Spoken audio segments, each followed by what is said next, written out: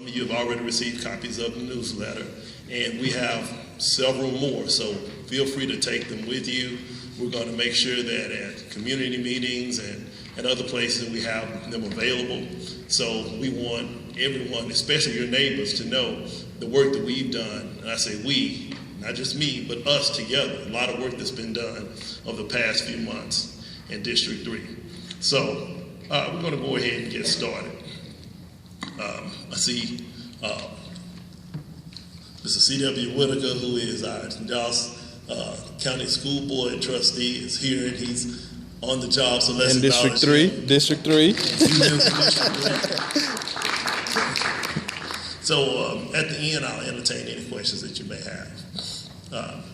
My vision since day one has been to make District 3 the most attractive place in Dallas for residents to live, work, play, and pray. Many of you know District 3 is made up of middle and upper income residents with 75 to 80% single family homes, which are predominantly made up of residents of color. And that goes against the perception of Southern Dallas. When people think about Southern Dallas, they think about more poverty, low income, but I'm honored to represent a district that does not feed into that stereotype, that is made up of single family, a majority of single family homes and individuals who have chose to live in that area who are middle and upper income. My top priorities coming into office was to establish a maximum response time of 24 hours for my office and to focus my efforts on getting a grocery store in the Redbird Square 67 Shopping Center, most affectionately known as the shopping center where Sack and Save used to be. Right. To give you an update on that, that shopping center has been sold. Payman Ibiteri is the new owner. I've met with him on a couple of occasions. Matter of fact, met with him a couple of weeks ago. In our most recent meeting, he's ready to come and present to the community his plan for redeveloping the mall, but he wanted to make sure that he had got a contract with at least 2 tenants so he could come and he could present that information at that time. Also, priority has been to attract and maintain the middle class in Southern Dallas. There are a lot of efforts to redevelop the Redbird area. Some of you may be aware, even though it's not in my districts across the street, Southwest Center Mall, Mr. Peter Brodsky, who I believe has the vision and the commitment to Southern Dallas and to that community to really see that community be reflective of what we would be proud of. He's had a number of community meetings. I hosted one with him and Payman there, where his vision in detail, as far as he could present it, his vision, he showed his vision, showed some of his preliminary plans, and those 100 or so people that were at that meeting were very, very excited about what he had to offer. Our accomplishments and activities. We have continually maintained one of the lowest crime rates in the city of Dallas. When people think about District 3, and we look at the numbers and stats, and you'll see in the newsletter, we made sure that we have those crime stats available. We have one of the lowest crime rates in the city of Dallas. We followed up and reported 311 calls and service requests by constituents in District 3. If you've attended any of our community meetings, and we had about 17 community meetings. If you attended any of our community meetings, then you know if you came and you had a question or if it was an issue that you had, Chris was in the back, and I tell you, Chris was out sick yesterday, and I just didn't think I knew what I was going to do. So Chris has been excellent. He's my assistant. Let's give Chris a round of applause. And Yolanda, my secretary, they work hand in hand. They're Batman and Robin. And they are the best, I'm a little biased, but they are the best staff members we have here in the city of Dallas. And so I'm honored to have them on the team. And so anytime anyone comes and has an issue or concern, they immediately make sure that either they will turn in the service request or they'll have you fill out one of those yellow forms.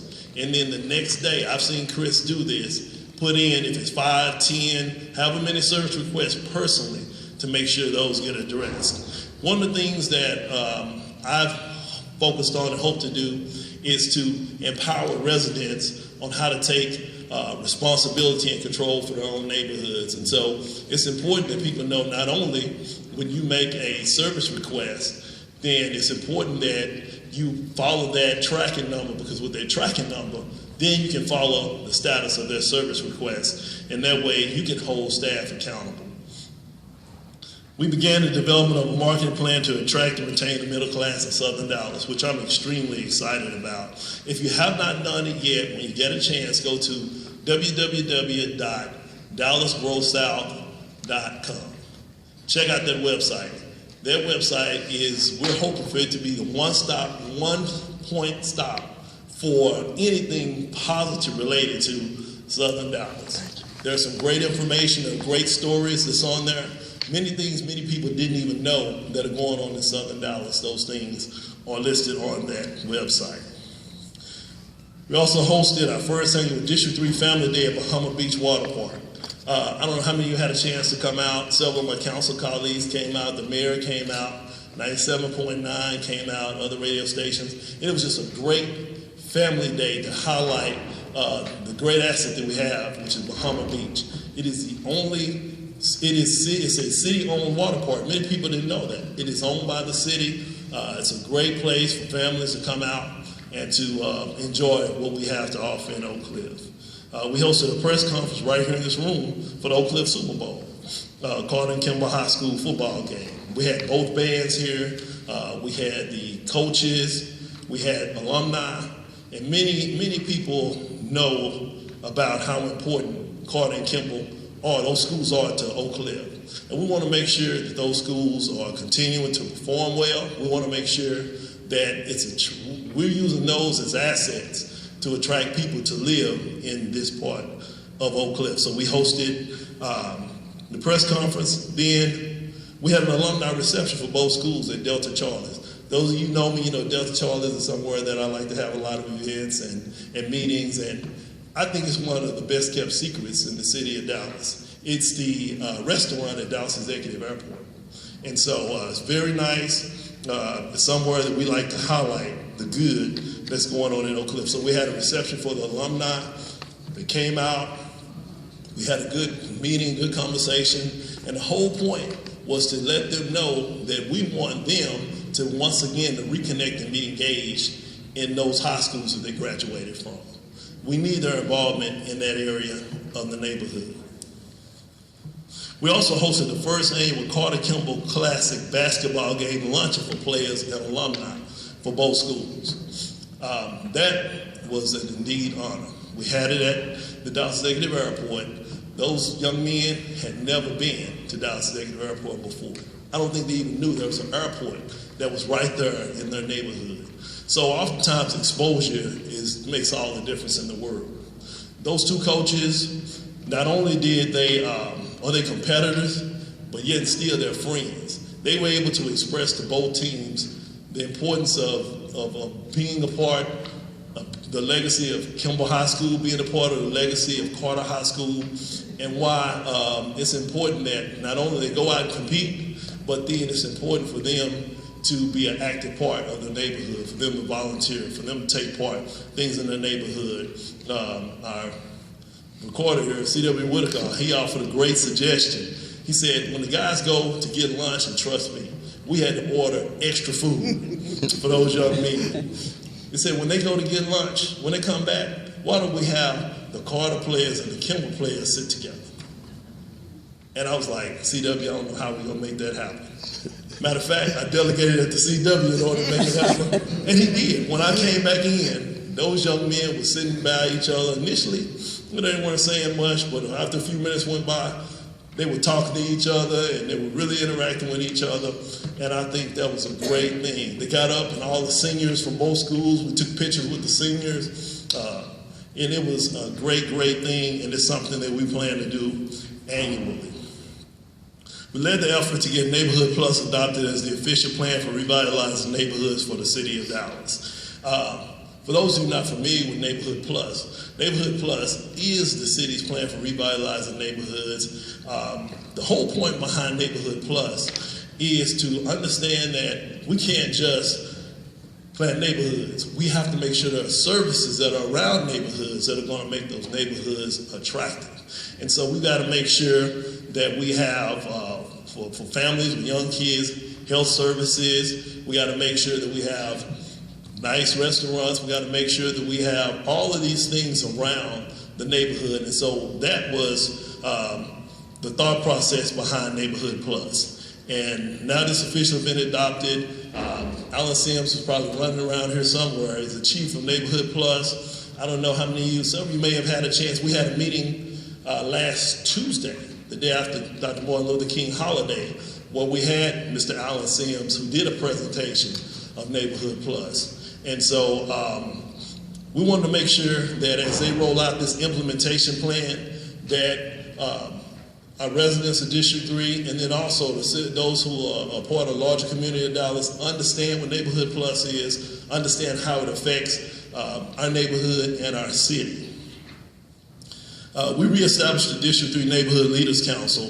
We had our first leadership training session. How many presidents of neighborhood associations or crime watchers do we have here? All right, let's give them a hand.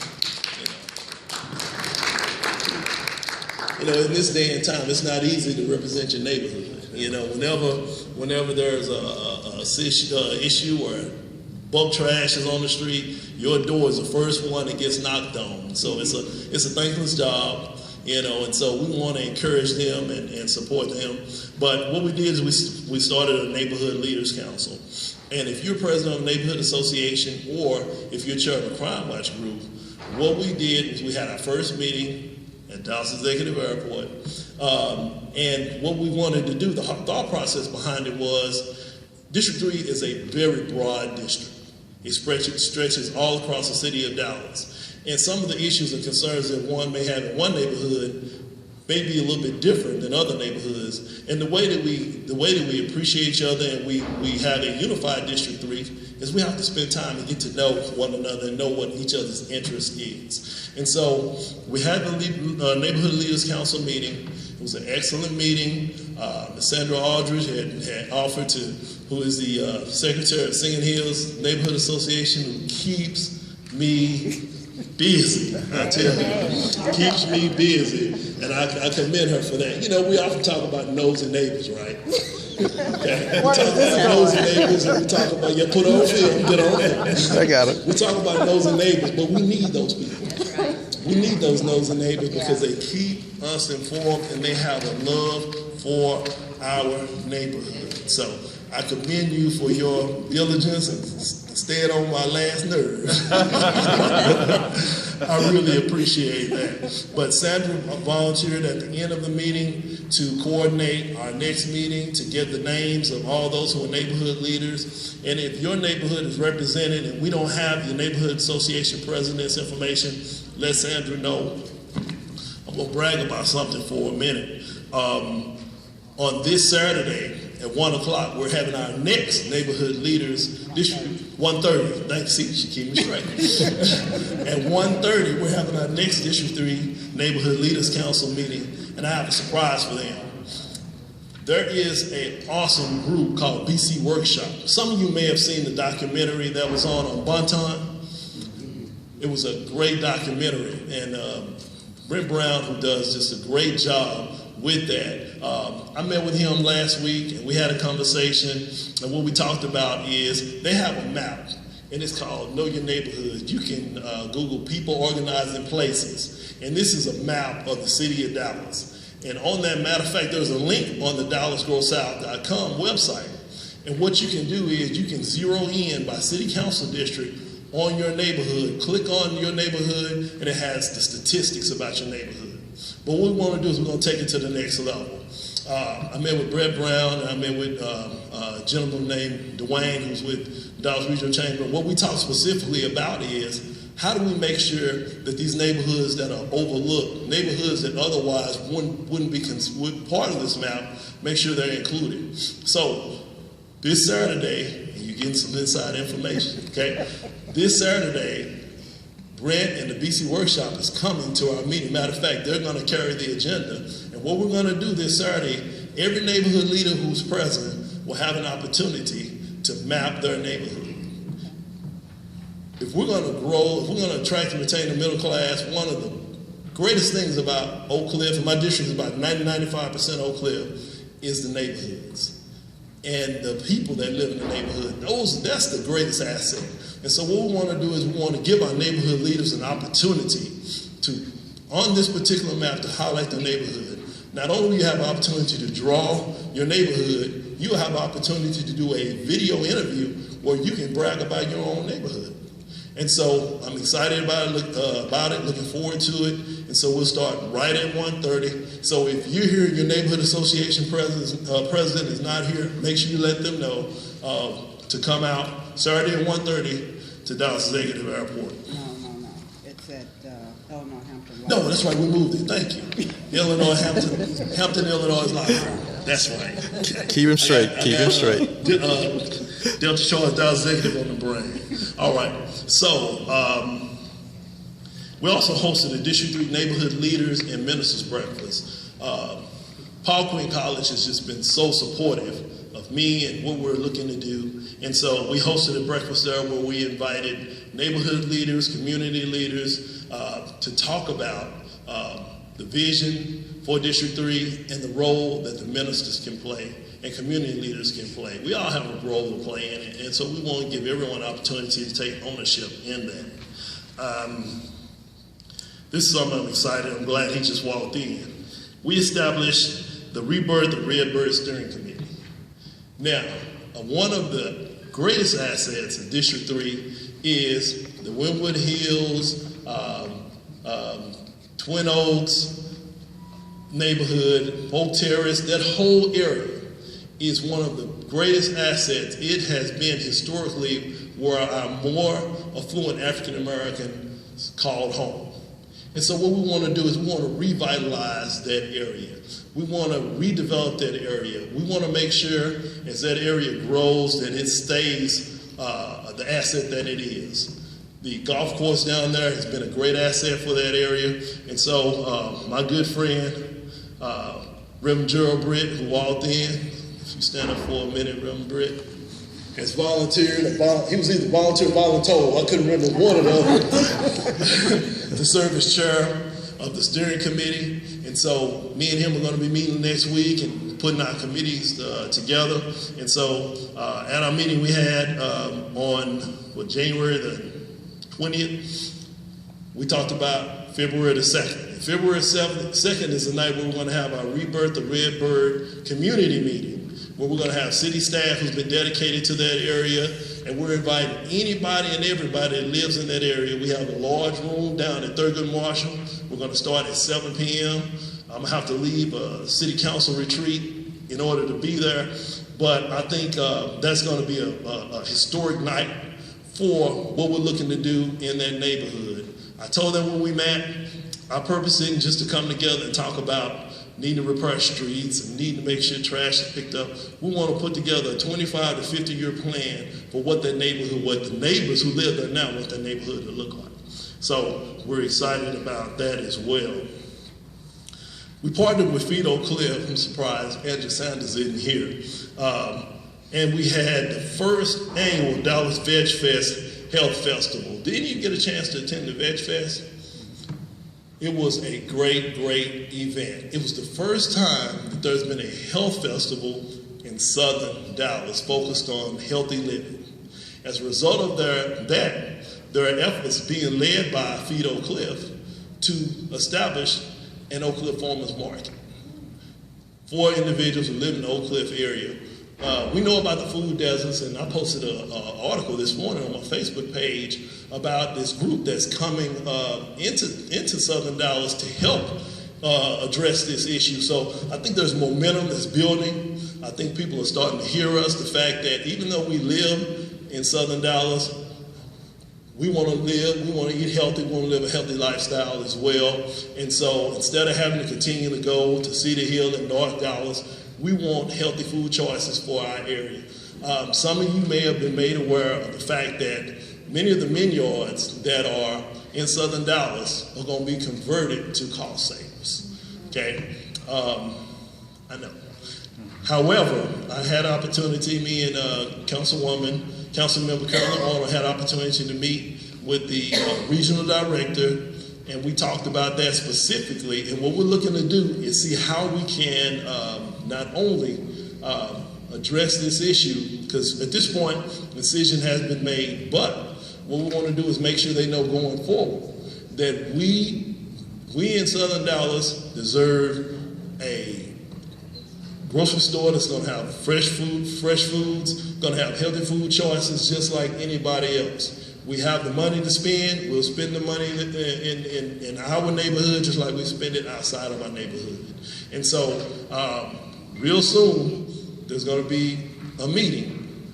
All 4 of the African American council members have sat down and we talked about this, and just stay tuned because we're not going to stand for allowing this to happen anymore in the city of Dallas. We're not going to allow that to happen anymore.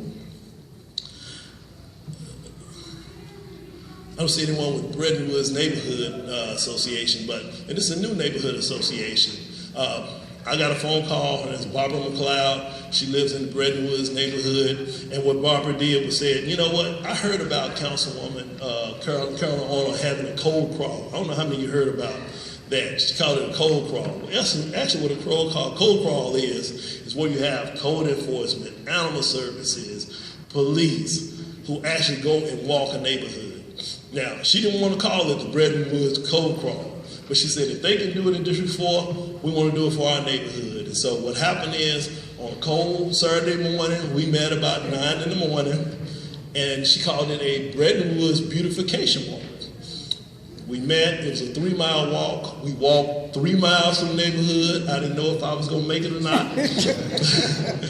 But we walked 3 miles through the neighborhood, and we had a police escort. They drove right behind us real slow. We had code who stopped at each door, and they hung information about, how to maintain your neighborhood and your houses and things of that nature. And it was a very, very effective thing. Bretton Woods they only had their neighborhood association 1 year. And for them to be such a new, young neighborhood and have such a new, young neighborhood association, for them to say, you know what? We want to take responsibility for our neighborhood. We want to invite you as our council member to come and walk with us and go door to door and let our neighbors know that we want to maintain a nice, a clean, a healthy neighborhood. And so that was a great opportunity. Matter of fact, it was the same day we had our first neighborhood leaders meeting.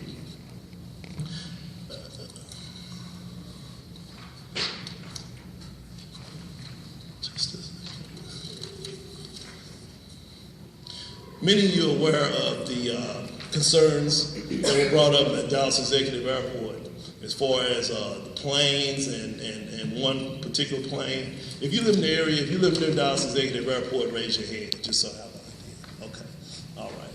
Well, what happened was as the city of Dallas was beginning to develop the master plan for Dallas Executive Airport, there was a committee, and that's called the steering committee. But this committee is made up of residents, stakeholders. I know Mrs. Gully, who's the president of Oak Cliff Chamber of Commerce, is a stakeholder on that committee. And what they did was they wanted to make sure that the concerns and the interests of the neighborhood were taken into consideration as we developed the master plan. And in the past, they may have felt like they hadn't been listened to. So what happened is I attended many of the meetings. I made sure that their concerns were made known to city staff. And as it was voted and approved, as we voted and approved the master plan, one of the conditions for approving the master plan was that a neighborhood study would be done on land use. And so that was something that the committee wanted. That was something that I talked with staff about. That's something that was included. So now, the University of Texas at Arlington has a master's program who specializes in this. And so they're going to be the group that's going to be working hand in hand with the neighborhood on this study that's going to be done. So I just want you to know, who live near the airport, that those concerns were heard and they were addressed. The steering committee met, I believe last week. No, they met the same night we had the Neighborhood Plus community meeting. But one of the things we agreed to is the steering committee doesn't need to be the only ones who know what's going on. So the steering committee meets once a month, but we have a larger community meeting once a quarter. That way, anybody who wants to know what's going on with the airport and what the plans are going forward can attend. And so we'll make sure that we send it out on our email list. And if it's anyone who's not on the email list, make sure you see Chris or Yolanda. We want to make sure that you get all the information. This is something I was really excited about. We hosted a business mixer. You can probably guess where it was. At Dallas Executive Airport. And for local businesses and chambers of commerce in Dallas. And that was something that was unusual as I talked with different people. And it may be the last one we do because people kind of felt like we were stepping on other people's territory. But we wanted to partner and we wanted to show that it's important that we support our local businesses. It's important that those who support our local businesses have an opportunity to interact with one another, network with one another. And so we had the Black Regional Contract Association who was there, the Oak Cliff Chamber of Commerce presented, as well as the Dallas Black Chamber. We invited the Hispanic Chamber of Commerce and others. We invited everyone to come and they were there. And so it was a great event. People asked me when we're having another one. I said, I don't know if we are. I think we're going to get out of the networks of business and we're going to support chambers who do that very well. But that was a great, great event. Something that I was really honored to have an opportunity to do.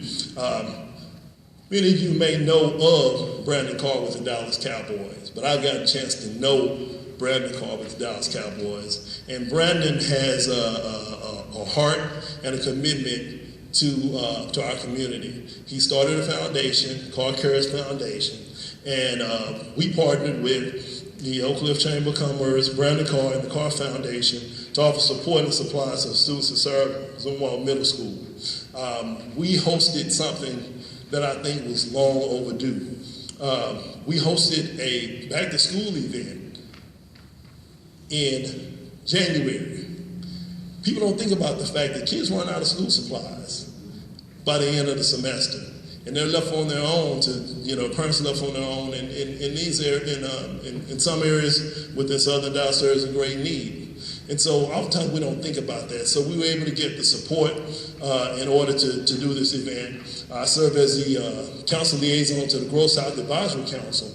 And Taylor Torrance, who is the urban specialist, and I'm proud to say one of my mentees at Sarah Zumwalt, and he had his Grow South presentation, and at the end of the presentation, anybody who was there received school supplies. And so we were glad to partner on that. As a matter of fact, tonight at Sarah Zumwalt, which is in District 3, we're having an event. Brandon Carr paid for ties for all the boys and girls. They're moving, they're at A school, they're moving toward uniforms. And so he paid for the ties for all of the students at Sarah Zumwalt because there was just a need. And so tonight, if you can be there, especially males present tonight at 4:45, this afternoon at 4:45 at Sarah Zumwalt, they're going to do a tie presentation, and we're going to show those young men how to tie ties. So I think that's awesome. And so I thank Brandon and Troy, who's the executive director for Carr Cares Foundation, for that. We also had an opportunity to attend and present Grow South presentations all over Southern Dallas, but I was asked to present for Congresswoman Eddie Bernice Johnson, her staff in Dallas and in D.C. Every year her D.C. staff comes to town and they take them all around, but they wanted to make sure that they understood what Grow South was and what it was all about, and how much of a priority that is for the city of Dallas. And I see Representative for Eddie Bernice Johnson's office, Mr. Blair in the back. I appreciate you being here. Who's a resident of what? District 3. District 3. Yeah, I'm a little biased. But, and so we had an opportunity to present to him and the staff there about Grow South and what exactly Grow South means and how it will benefit the city of Dallas. So let's talk about 2016. That was all in 2015. So many people, and I'll say this, y'all, I do get rest. I see you all the time when you inbox me on Facebook, Casey, you getting rest, or you always, but when you have a passion, you have a commitment, you have a vision, you just have to run with it. So, but I do get rest. These are plans for 2016. As soon as the weather clears up, how many of you live near the area where Redbird Lane is? How many of you have seen the decorative lights that are down there, even driven by? That is awesome.